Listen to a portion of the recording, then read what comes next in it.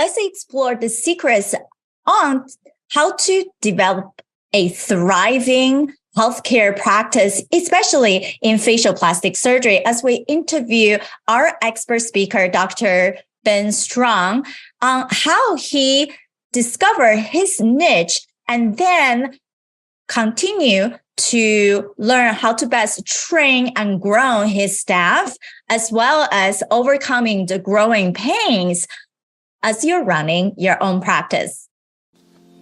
Healthcare entrepreneurs, are you ready to rewrite the rules for your business so you can have more time off, a great team, and more income while creating a positive social impact? Then you are in the right place. Welcome to The Provider's Edge. I'm your host, Sabrina Rumbach. I'm a provider, an international peak performance keynote speaker, and a best-selling author. Let's open the gateway to profitability for you today. My guests and I help healthcare entrepreneurs and startup founders like you break through barriers so you can control your business, control your life, and control your future.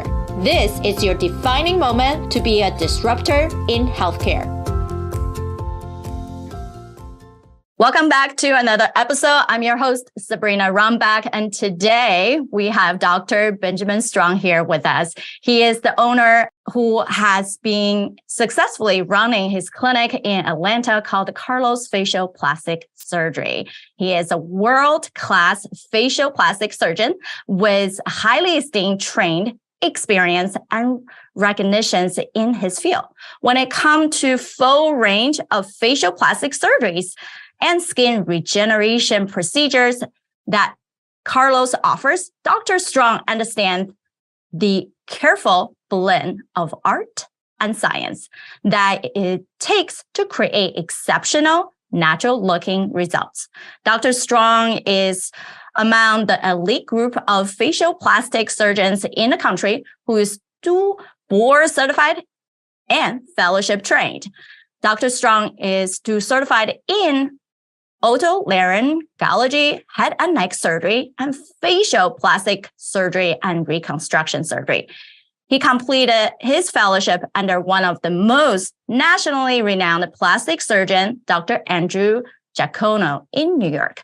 Dr. Stong's distinguished training and unique dual certification means that he is equipped with the highest level of specialization, both cosmetic and reconstruction procedures of the face and neck.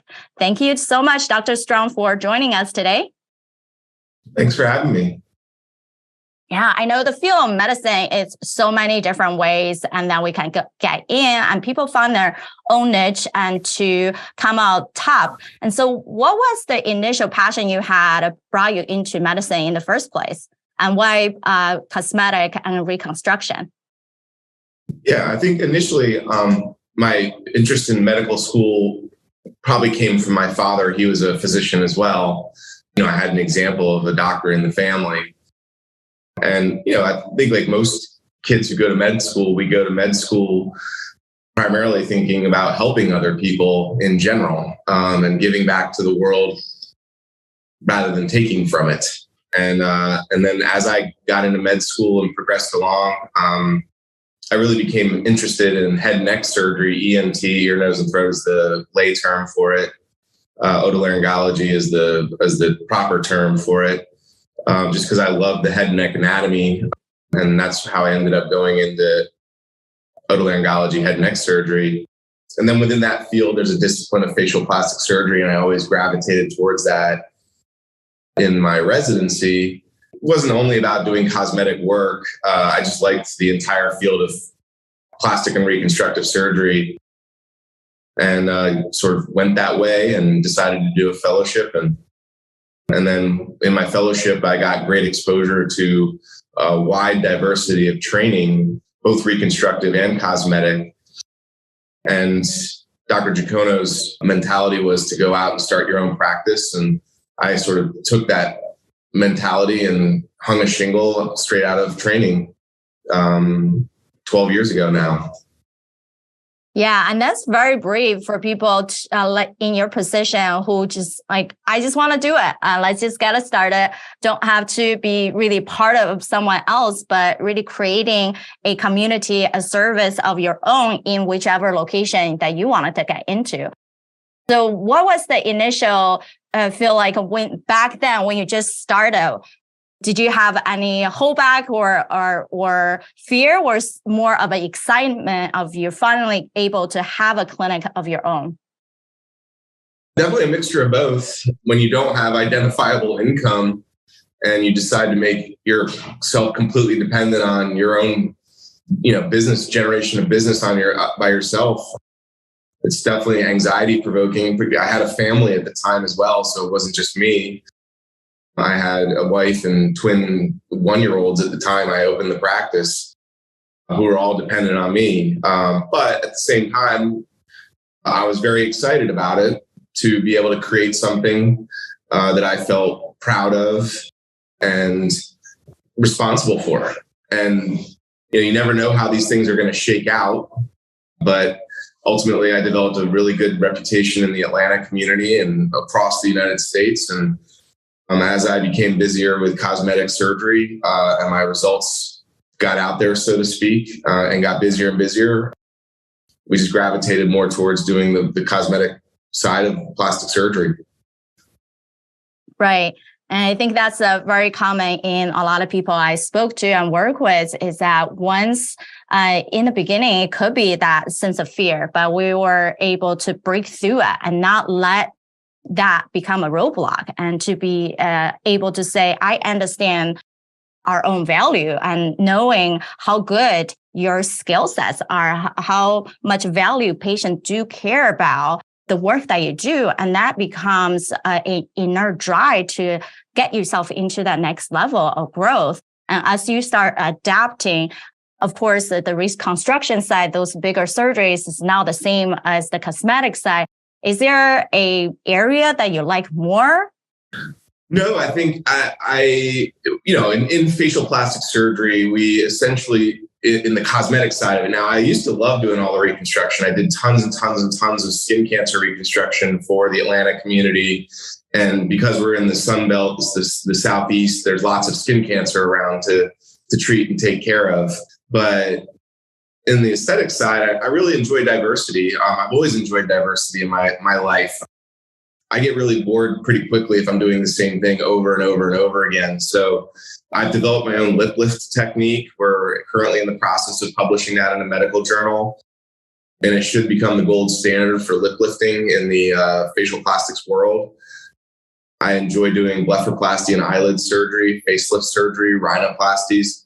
We have about, let's call it half a dozen to a dozen main core surgeries that we do. And I like being able to do them all well.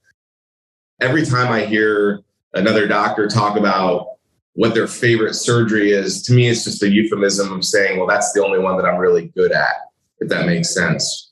Right. Is whether you want to think as a pigeonhole into something and just repeatedly doing that one thing, versus you can diversify, you can help the people where they need it to be able to have that relationship with the community that you're serving. So it doesn't have to be just liking one thing, but able to say you're still under the big umbrella of being the expert in this whole area. So definitely can be more rewarding when you have the ability to assess people and meet them where they are. Because at the end of the day, medicine is still a service-based industry. So people can come to you because they love your reputation, they know your good work, versus going to someone else because they simply felt differently.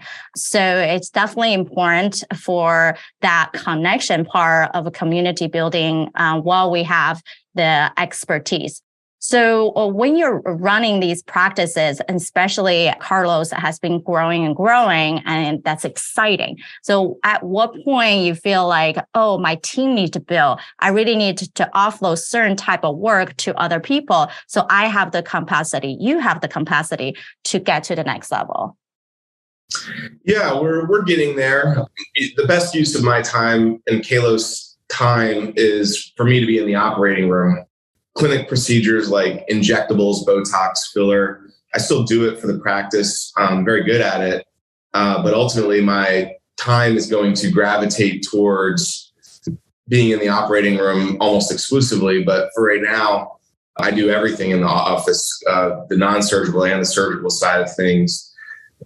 I will ultimately get physician extenders in here, nurses or nurse injectors or a PA injector that I've trained to do these, in-office non-surgical procedures.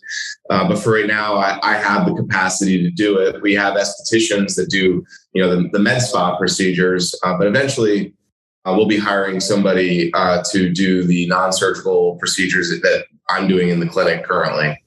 Right. It's all about knowing where you can expand and then leveraging the best resources for the right type of work. And so you can be able to produce the highest ROI. And so everyone wanted to be their best and everyone loved to be able to perform at their best. So in every stage as you're growing and even at where you are right now, what are some different areas that you're leveling up? Yeah, I think, my mentor, Dr. Giacono, is considered the number one facelift surgeon in the world at this point. People fly from all over to international practice. I think that's where our practice is going. There's nobody doing better aging face work than us in the entire world. Our results are comparable to anybody's around, the best in the United States and in the world. It's just time and reputation and to develop an international practice. Exactly. So it's all about building up a higher of that reputation, that authority, and to be able to attract even more patients to your clinic. Do you see that most of your patients right now are more geographically local, or what's the percentage look like? Or most you have perhaps a half are out of state. What does that look like? Yeah, I would say 50% are from out of state and 50% are from around Atlanta. We have lots of people from all over the country coming in and some from nearer-ish international places. We pride ourselves on providing the highest quality aging face work, rhinoplasty work around. And I think we're seeing the benefits of that reputation, but because people travel from all over the United States to have us do their surgeries. Yeah, perfect. And then what do you think you wanted to go from here in terms of how big you wanted the practice to grow, or perhaps more staff or more locations? Where do you want it to go from here? Yeah, I think it's hard to replicate surgery in other locations without you actually physically being there, because the result is basically my hands doing the procedure, and I can't replicate that with another human being. Of course, we're growing with staff. We have a med spa brand that is something that I want to continue to grow. We also do hair restoration within the practice, and I can see that being additional locations. Just the brand of Kalos. We trademarked the logo last year. And just growing the reputation to a point where we are considered an authority in the United States, and people seek us out for those specific procedures. Yeah, perfect. I know definitely if just a general med spa, there's many of them because you're so niched down into this special facial construction and cosmetic area. It definitely are the one who really stand out from the crowd and truly being someone that trusts not only within the community in Atlanta, Georgia, but you have 50% of people that come from outside. So it's definitely plausible for all the amazing work that you have done. And so as you're growing, we all know we're going to have growing pains. What are something that you feel like you have already experienced or overcome, or something that you wish that you can get over the hump? Yeah, I think the hardest part of our job as a small business owner is managing the staff and employees and trying to figure out how do you develop your staff so that they're the best that they can be with each client as well. And so I think we've sort of gotten over the hump. We had some turnover during COVID, but now we've got my practice administrator. She's rock solid. And we have developed a training program for the staff that I had never seen other people do before, where we have proficiency training in the procedures that we do here. And so the entire office staff has to learn about the procedures and then sit down and be able to formally go through almost like a test, an oral examination, and be able to have basically a dialogue like they're speaking another language. Learning facial plastic surgery for another person is no different really than learning a language. And if they can't speak the language, if your staff can't speak the language, you can't be as successful as you otherwise could be. Because somebody calls your office, and if your staff doesn't really know much about the procedure that person is calling for, well, they're going to think you don't do it. And it may not be that you don't do it very much. It just means that the staff isn't knowledgeable enough. And I think that that's where most people fall short in their facial plastics or plastic surgery offices is that they just don't have staff that's knowledgeable enough. When somebody's coming from out of state, going to fly in to have you do a elective surgery on their face, they need to have all the confidence in the world to be able to come to you. You're so right. And that's the majority of people that I encounter too, right? When you run your practice, it's not just about the providers who are most skilled, who are most reputable, but it's right when people coming into your door, having that phone call, what's the experience? How are they being engaged? And most of these patients, they probably have done a lot of research themselves to find you. And therefore, they want the experience to be up-leveled, just like how they are expecting in their head. And I think the comparison about learning a language is such a great way to think about that side is despite of our training, part of the MAs or nurses training have these terminology, but if they're not specifically in your field, they don't know how to say it in the best way that people can understand. So I think that's a genius way to have a learning course on the type of procedure and how do you communicate in a way that the patients will feel understood and listened and heard for. I know people are going to want to find you out and search for you. What's the best way for them to contact the office or seek you out directly? Yeah, our website is Kalos, K-A-L-O-S -plasticsurgery.com. Our office phone number is 404-963-6665. And the staff is extremely knowledgeable. If anybody calls, they'll get a lot of information and we can set them up for consultations. We do exclusively virtual consultations at this point. We don't do any in-office. So it makes it easy both for local and people out of state to be able to do a consultation and feel comfortable about the surgery that they're signing up for prior to actually having the surgery performed. Exactly. Perfect. And we're adapting the technology so people don't have to really wait in the office for hours and then worry about the traveling to make sure it's the best way and best service for them before coming in. So I so appreciate listening to your services and definitely help other people to be inspired, understand how they can grow in their own practice and how we can better serve our healthcare community. Thank you so much for this, and thank you everyone for listening in. Thank you for listening. Remember, the positive change we're seeking starts right here with me and you.